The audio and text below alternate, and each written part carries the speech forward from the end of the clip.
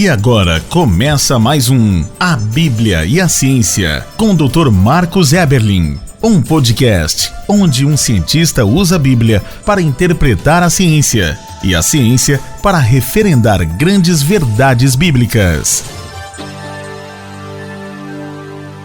Olá, pessoal, bem-vindos a mais um podcast A Bíblia e a Ciência. Esse podcast que um cientista ousa anunciar que é a Bíblia que tem autoridade sobre a ciência e não a ciência sobre a Bíblia. E estamos no podcast 155, com esse título, A Bíblia Responde Melhor. Deus guiou o Big Bang? Essa série nós estamos apresentando grandes respostas que só a Bíblia dá. Ela responde muito melhor às grandes questões da humanidade. Responde melhor quem somos, onde estamos, para onde vamos. Muito, muito melhor do que a ciência de homens, maldito homem que confia no homem e na sua ciência, e nas respostas que essa ciência dá. Ciência magnífica, ela tem trazido grandes avanços para a humanidade, os medicamentos, a tecnologia, mas as respostas que a ciência procura dar dentro do seu paradigma naturalista, que exclui Deus, que exclui a verdade, a palavra de Deus, têm sido muitas vezes tolas. Olha, numa ameba primordial se baseia a base da vida, o fundamento da vida. A vida surgiu naquela poça ácida, escaldante, venenosa, na primeira ameba, nossa tataravó. O nada pega o nada para nada e pum, cria o universo, todo estruturado. E uma grande pergunta que podemos fazer, então, seria essa. Será que o Big Bang ocorreu? E será que Deus guiou o Big Bang? Essa é a pergunta do podcast 155. Deus guiou o Big Bang? Olha, se você pergunta para a ciência, claro que eles dirão que não.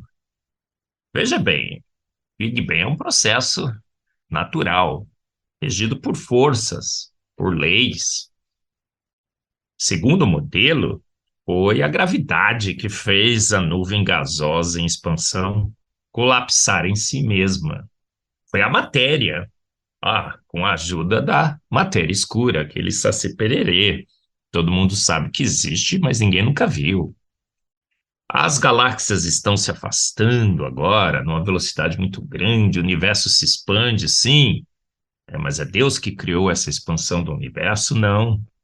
Foi a tal da energia escura, outro grande Saci Pererê da ciência, que todo mundo sabe que existe, mas ninguém nunca viu.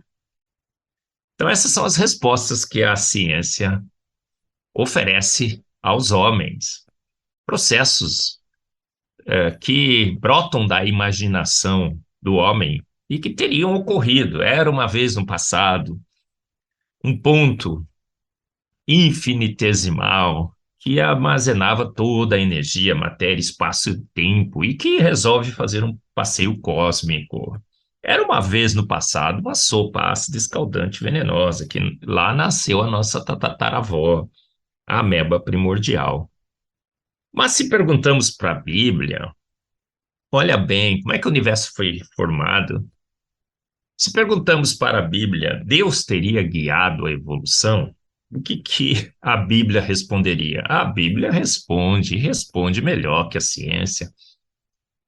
Responde muito melhor que teólogos pós-modernos que agora tentam casar o Big Bang com a Bíblia, tentam casar esse processo com Deus tendo guiado esse processo. Não faz sentido, nem sequer na lógica do processo.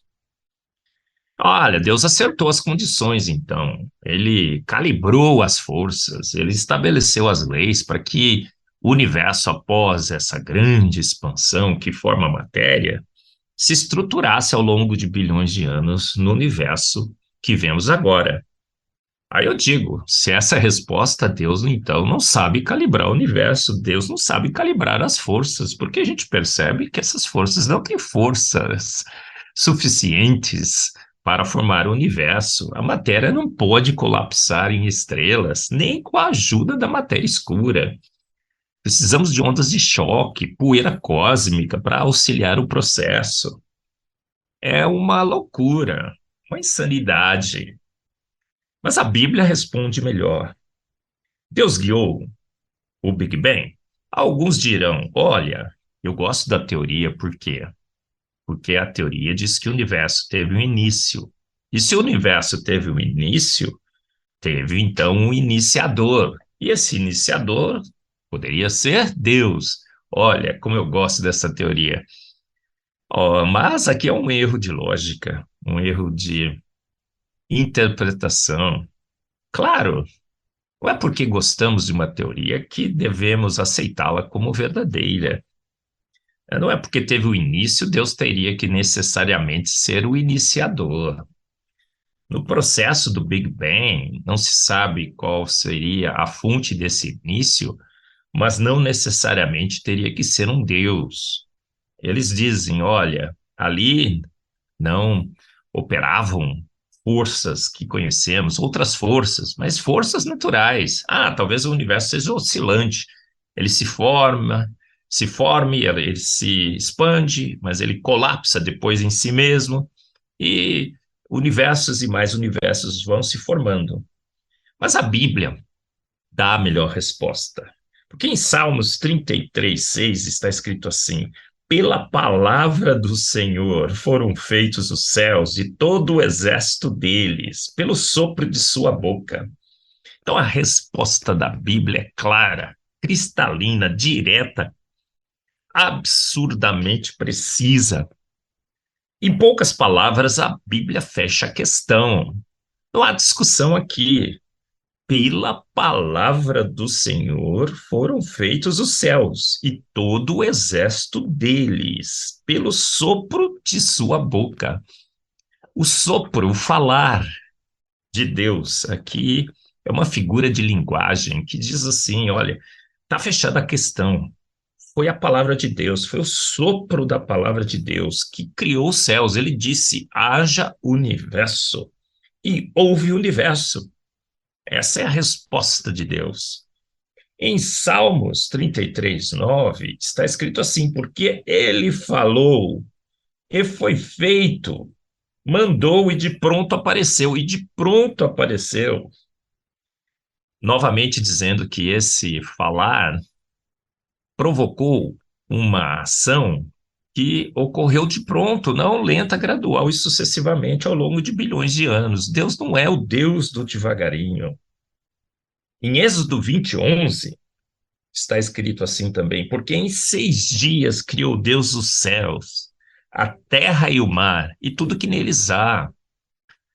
Esse, no hebraico, é uma construção conhecida como merismo. Você coloca os extremos para englobar tudo.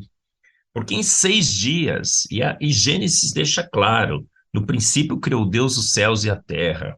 No quarto dia ele cria o astro menor e o astro maior, o sol e a lua, e cria também as estrelas, todo o universo. Ele estrutura o universo no quarto dia. No princípio criou Deus os céus e a terra. A terra no primeiro dia, o sol, a lua e todas as outras galáxias e estrelas no quarto dia. Em Êxodo 20:11, 6 dias, está muito claro. Em Hebreus 11:3, está escrito assim: pela fé entendemos que o universo foi formado pela palavra de Deus, de modo que aquilo que se vê não foi feito do que é visível.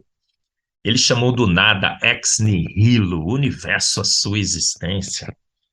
Porque pela fé entendemos que o universo foi formado pela palavra de Deus. Muito claro. Em Gênesis 1:16, e Deus fez os dois grandes luminares, o maior para governar o dia, o menor para governar a noite, e fez as estrelas no quarto dia. Em Hebreus 1:10, e também diz: no princípio, o Senhor firmou os fundamentos da terra, e os céus são obras de suas mãos. Os céus são obras de suas mãos. Então, alguns dizem assim, mas, professor Marcos, o Big Bang, inclusive, foi proposto por um padre, um homem cristão. Veja bem, ele era padre, astrônomo, cosmólogo, matemático, o padre Georges Lemaitre. Veja bem, então, é uma teoria cristã? Absolutamente não. É uma teoria totalmente antibíblica. Antibíblica, porque a Bíblia deixa muito claro: pela palavra do Senhor foram feitos os céus e todo o exército deles pelo sopro de sua boca. De fato, a Bíblia responde melhor. Deixa muito claro que Deus não usou nenhum processo natural. Ele usou apenas o poder único e exclusivo de sua palavra para criar os céus, a terra e o mar e tudo o que neles há.